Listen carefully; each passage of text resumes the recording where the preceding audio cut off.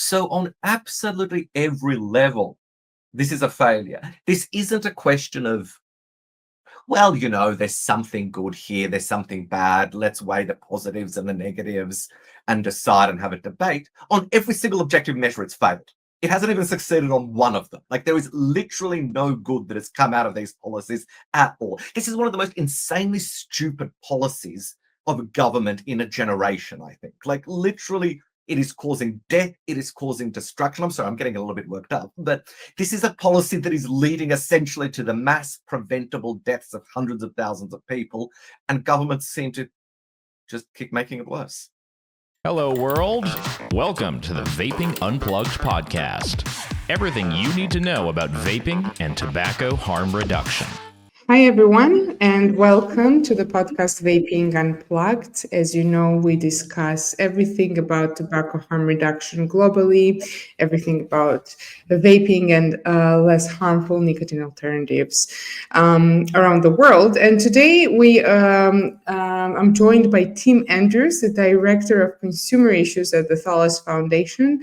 And right now, Tim is representing Prohibition Doesn't Work campaign, and that's the campaign that we will be talking about, and I think it's going to be very interesting for the whole THR community. Very exciting, a new project. Thank you, Tim, for joining us.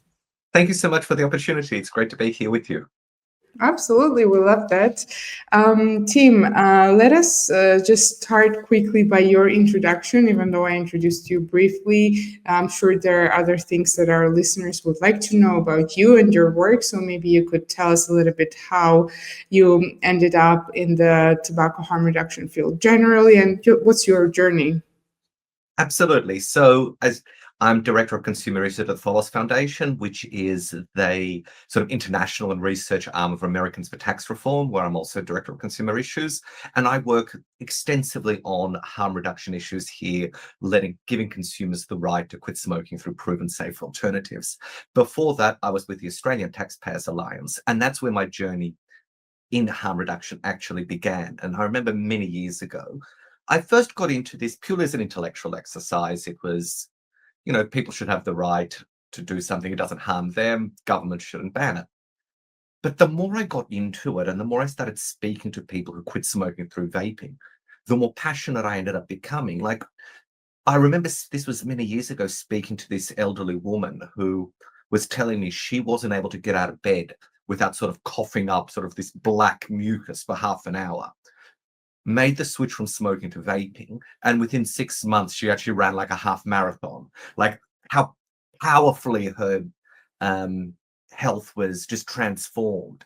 And the more I spoke to consumers, the more I started learning about this and hearing their post testimony, the more I realized this is a really important moral question. Like, this wasn't just the intellectual sort of libertarian free market thing I initially thought about. This was something that has the power to save lives. And not just one or two lives, millions of lives all over the world. And so I became really passionate about this back in Australia. I founded Legalise Vaping Australia. Sadly, vaping is still not particularly legal in Australia, which we can discuss later. So I founded Legalise Vaping Australia. A few years later, I moved to the US, but still really wanted to be in this issue because it's not just a sort of abstract political question. It's a deeply profound moral question for me.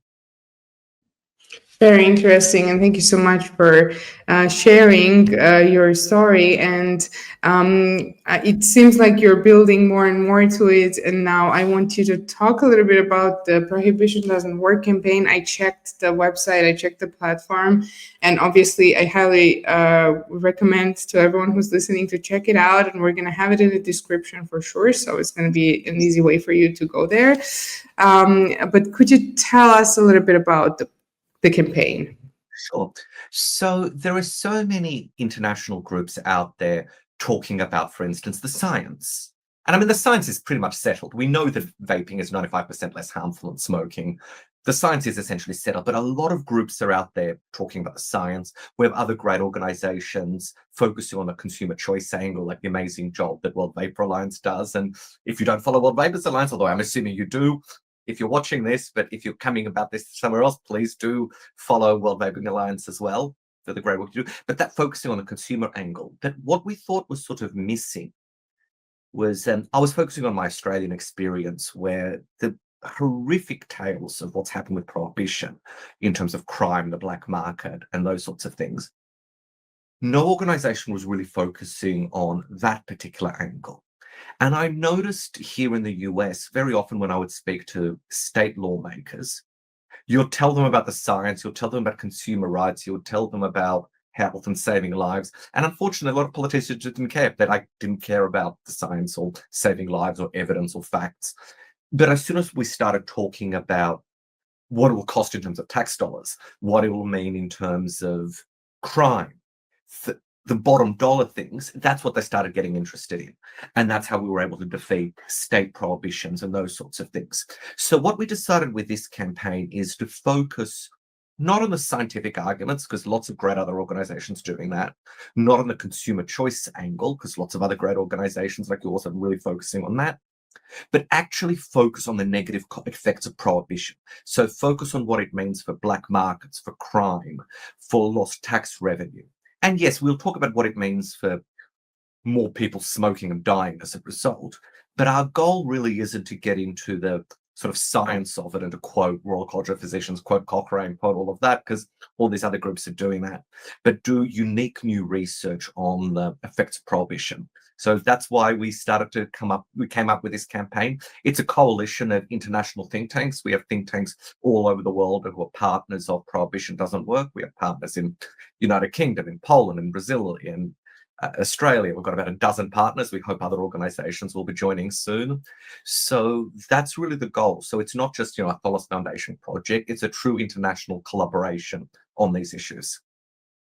Yeah, I think it's so important to talk about illicit trade in black markets that emerge because of the counterproductive policies that many countries are endorsing right now, because usually it's even somehow ironic to see, but the way policymakers want to tackle black market is through more restrictions rather than seeing the problem in prohibitionism. So, maybe before we talk about the prohibitionism in THR, you could just tell us about the nature of prohibitionism generally and if it has failed in different cases, because I think that's always relevant to learn from the history. I mean, the classic case is think about what happened when the United States banned alcohol. Like, alcohol prohibition is the classic case of the absolute failure of prohibition. You saw crime, you saw the mafia, you saw killings. Like, everybody remembers the gangster movies that we've all seen about that time. The massacres, the huge crime, because people wanted a product, and you can't just prohibit it. Like, if there is consumer demand, supply will always come. And what we're seeing now in many countries is that exact same thing happening of criminal syndicates getting into it. We can talk about Australia, maybe one of your future questions, but now in terms of the illicit tobacco and vaping trade in Australia, we've seen 250 fire bombings. Like 250 shops have been burnt down because of the illicit tobacco wars. We've seen multiple people killed, like targeted assassinations because of this issue. This is exactly what the lesson of history is. You've seen innocent people killed. There was a woman who was completely innocent killed. It was a mistake in Australia. This was the case of mistaken identity. Her killing was ordered by someone in Iraq. Like, the Australian Federal Police have come down about this. Someone in Iraq runs an international smuggling group of tobacco and vapes in Australia and ordered this killing, which happened to be mistaken identity. This is how big the problem is. And we've seen this in history. Again, alcohol is probably the classic case. There are lots of other cases as well. You can see now the United States is legalizing other products that were previously illegal because of the failures of prohibition. It doesn't work. Like, it does never work where it's been tried. We're repeating the mistakes of the past that we've made again and again and again. And as you've said, the response at the moment has been, prohibition has failed, let's prohibit it even more. Like, the Australian government has introduced bans on vaping about 6 times now. It's like, oh, the ban has failed, let's ban even harder. Oh, it still failed, let's just try even harder. And it keeps failing and failing with disastrous consequences. Yeah, I mean, I remember I worked on some of the consultations that the Australian different institutions are publishing usually when they're coming up with new regulations on vaping. In this case, so since you already mentioned Australia, and it probably is one of the worst examples of how you can mess it up with prohibitionism. Maybe you could tell us, because I also read on your platform you were comparing Brazil and Australia, and Brazil is also very restrictive when it comes to vaping, and there is also a huge illicit trade. So since we have this like examples of Australia and Brazil, maybe we could dive into it a little bit, talk about what is going wrong in those countries and what could be improved. Sure. Well, it's very simple how to improve it. Make it legal. The thing is, so in Australia, it's not a technical prohibition. You can go to the doctor, wait to see a doctor, pay to see the doctor or bill a taxpayer, get a prescription, go to a pharmacy. If a pharmacy sells these products, and most of them don't, and get a prescription, and nobody does this, right? Like 1 or 2% of the market in Australia is legal. So this isn't a question of, so what we have to remember is that technical, Australia, there is a prohibition, but in reality it is. Very simple solution. Legalize it. And the same in Brazil. And in both of these, where in Brazil there is a blanket ban on e-cigarettes, and I mean, these e-cigarettes aren't the only category of reduced risk products. We can talk later about Germany and nicotine pouches.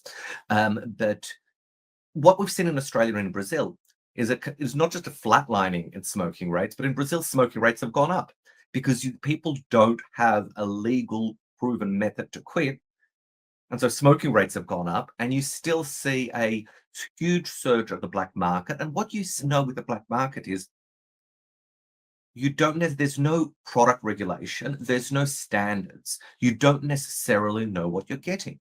So there have been tests in Brazil where you have seen potentially damaging additives that if you had a legal market wouldn't be there because you have product standards and guidelines. So there are health risks in Brazil, probably still fewer than smoking, but you won't have those sort of components that are manufactured to a high standard. And you also won't have the ingredients that go in the manufacture to a high standard. So you can see in Brazil, where they have done this sort of analysis of some of these illicit products, all of these problems, not to mention politicians keep talking about think of the children, we need to prevent youth access. Here's the thing, if you're selling illegal products, you're not going to be checking for ID in the first place. So, because you're engaged in a criminal enterprise. So ironically, by making it illegal, you reduce the checks on people to make sure that they're of legal age to get these products. So it's really failing on absolutely everything. It's not only failing to stop youth access, it's making the problem worse by having an unregulated thing. It's not only failing to protect public health, it's making it worse by making people smoke more or moving into a system where we don't actually know what's in these products. It's not, and it's also not only solving a crime problem, it's creating one. Like in Latin America, there are huge drug cartels who have realized, hey, we can get into selling illicit vapes because the penalties aren't there, the money's just as good. And so all of the cartels in Latin America that people associate with horrific crimes, like absolutely horrific crimes, as well as engaging in sex trafficking, narcotics, all of those sorts of things, mass murders, are getting into the illicit vaping trade because they can make money. So we're effectively subsidizing these cartels. So on absolutely every level, this is a failure. This isn't a question of, well, there's something good here, there's something bad, let's weigh the positives and the negatives and decide and have a debate. On every single objective measure, it's failed. It hasn't even succeeded on one of them. Like, there is literally no good that has come out of these policies at all. This is one of the most insanely stupid policies of a government in a generation, I think. Like, literally, it is causing death, it is causing destruction. I'm sorry, I'm getting a little bit worked up, but this is a policy that is leading essentially to the mass preventable deaths of hundreds of thousands of people, and governments seem to just keep making it worse. You were talking about how dangerous the products can be when they are only accessible on black market, and only black market has this kind of benefit to sell those products. And when you think about the Valley case, which damaged the reputation of nicotine vaping a lot, that all of that happened just because of the fact that those vapes were from black market and they were containing THC and vitamin E acetate, right? And no one can actually regulate that, or no one can hold any business accountable for selling these vapes actually also to underage and minors. So yeah, I mean, we saw how dangerous that could be. Many people got damaged, and it's not the only case. Like, obviously, I mean, that's a classic case because, first of all, not a single case was because of nicotine vapes. It was because THC vapes that were black market, that were illicit, they were laced with vitamin E acetate. And that is what caused it. Like, we know this is the case, and you're absolutely right. This is 100% a case where if products were legal, none of this would have happened. And the consequences were, obviously tragic for the individuals involved who perished or were severely injured by it. But because of complete misinformation by the members of the media and vested interest groups who have spent hundreds of millions of dollars in trying to ban people, like some of the most morally bankrupt people, I think, on the planet right now, who are spending money just so that more people can die of smoking. Because of their misinformation, people are, we're starting to have people wanting to prohibit products when prohibition caused it in the first place. Like, it's generally tragic.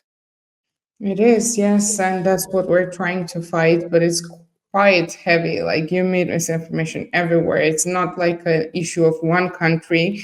Like Brazil and Australia can be extreme examples in this sense because we have more of a restrictive approaches. But for instance, on your platform, the readers can also learn what's the situation in Germany. I saw there was the latest piece, so maybe you could also tell us about that, because you also struggle to like have a lot of misinformation in countries where vaping is legal, but it's not. Also, like, it's challenging, and it's getting more and more challenging for consumers to legally access those products, especially because policymakers are coming up with more and more, and they are misinformed as well. So more and more sort of misinformational, misleading discussions on why vaping should be banned. So what do you think about that? And maybe you could tell us a little bit about Germany too. Sure. So, I mean, you're absolutely right again, because one of the problems is even if a product is legal, it could be so heavily regulated that consumers can't get the products they want. The reason vaping is so successful in helping smokers quit is it can be so individual. You can choose a flavor that makes you want to quit. So the vast majority of users who have successfully quit smoking or reduced their smoking through vaping have done so through fruit flavors because they seem to enjoy them the most, and that's what helps them quit the most. And so governments say, well, we'll let that vaping be legal, but we're going to ban all fruit flavors. Like, you're banning the products that make that are the most effective. Why? There's no rational basis for this. You look at these sorts of the arguments used, and they're nonsensical. Or governments can want to tax them so high that people say, well, it's actually going to be cheaper smoking, or restrict them in such a way that they're legal, but you have to drive 45 minutes to a special licensed premises, go through all of these checks, when you can just walk down the street and buy cigarettes. And it's so inconvenient that while it's not technical prohibition, it de facto is. So you see all of these sort of death by 1,000 cuts or rather prohibition by 1,000 cuts, I should say, that while there isn't potentially legal prohibition, in effect it is. And I mean, the flavor bans are probably the worst, but there are so many other ones as well, like milligram limits where people won't. It's proposed that people can't get vapes in a strength high enough to make them want to use them. Like, why would you vape if you don't get the nicotine hit? We know nicotine is essentially harmless, like, well, nothing, no more harmful than caffeine, really. Doesn't cause cancer, but it's highly addictive, but that's it. So why limit nicotine? Like, that makes no logical sense. In Germany, there's another issue, and I know World Vapers Alliance mainly focuses on vaping, but there are other products like nicotine pouches. When on the continuum of risk, nicotine pouches are the lowest of all of them, and I mean, they're cleaner and safer and have fewer additives than nicotine gums that doctors prescribe. That's on the World Health Organization's sort of essential medicines list. Like nicotine pouches are more pure than that, and yet in Germany they're banned. Why? Because they're defined as a food product, and food products can't contain high levels of nicotine. Like the fact that nicotine pouches are defined as a food is nonsensical. Like no one can justify the logic of that. And yet because of that, they're banned in Germany. So what do you see? Germany still has the highest levels of smoking in Europe. People aren't quitting, and those who are using smoking and quitting rates have flatlined. And the people who do use them have to get them illegally, and with all of the problems that causes. So this is an abject policy failure, because the thing about this is it is about choice, right? Like some people quit through different ways. For some people, vaping is the best way to quit. For other people, it could be heat not burn, like in Japan. And you've seen for other people, it's products like snus. We've found nicotine pouches actually work better in a lot of countries. It's what other people want. Particularly, we found like in Sweden, it's whereas men use snus, it's young women who have quit smoking through nicotine pouches, which is why they're and Sweden's on its essentially a smoke-free country now because of oral nicotine products. So the glory of the free market is we can tailor something to the individual user's preference. And so if governments want to say, first of all, let's just ban everything, that's terrible. But if they say, well, let's just have prohibition for this one category of products, or let's just have prohibition for not all vapes, but flavored vapes, that is still a huge policy failure, because you're taking away the choice of people to quit through the method that works best for them. And that supply will either come through the black market with all of those negative consequences, or people will just keep smoking and dying as a result. You're absolutely right. And I think what your platform and also us will be doing is informing consumers and both policymakers about the counterproductiveness of this kind of restrictive approaches, and also what science really says. On our end, maybe this platform is not focusing on science, but you're right, there is enough science already. It's about changing the approach, and it's about endorsing what actually works pragmatically. So since we're slowly moving to the end of our interview, I'd like to ask you to maybe sum up your opinion, and also give a message to consumers and policymakers. I bet those two messages might be different from one another, but anyways, what do you think consumers can do to defend the products that help them quit smoking, and what should policymakers do to serve the best interest of consumers? The most important thing consumers can do, of course, is to let policymakers know. Let them know that their vote depends on these issues. I mean, you can see behind there, we've got the I Vape, I Vote poster in this room, because that's an important thing. At the end of the day, a lot of policymakers care about, more than anything, about being re-elected. And if they know their job depends on them supporting consumers, that makes it in their self-interest to support consumers. So I know World Vapers Alliance does a great job mobilizing consumers to contact their policymakers.